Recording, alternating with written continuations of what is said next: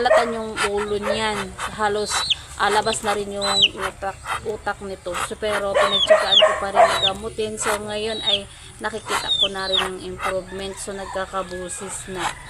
Sampo yung nawala dito sa mga alaga ng pato dahil kasakit. So ito, nakagaw buhay din ito. So pinagtsagaan ko na gamutin. Ulunok na.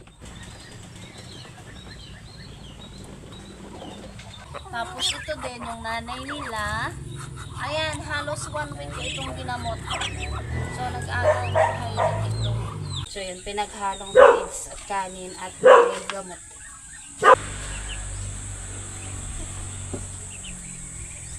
Oo, hindi na kayo magkasakit para hindi na mabawasan. Tapos itong sisil, ginamot ko din ito. So yan, ginamot ko ko. So hindi ito makakain, tapos hindi ito makatayo. Ayun,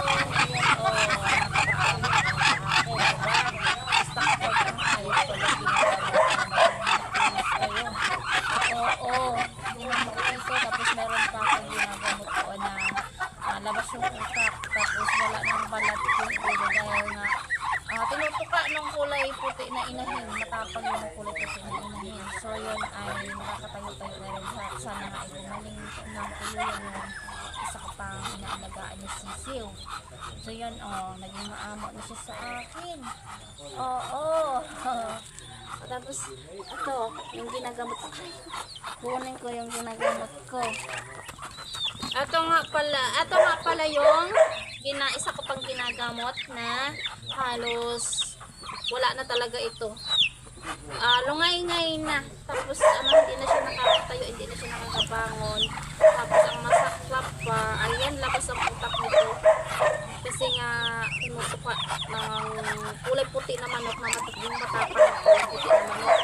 So yan, pinagsabihan ko na gamitin. Ayan yung itsura niya, So yan yung ulo. Kita nyo? Ano yan? Wala nang balat. Halos yung buto na lang yung nakikita. Tapos bulag. Ayan, pinagtsagaan ko na gamutin. So yun, nagkakabusis na siya. Diba?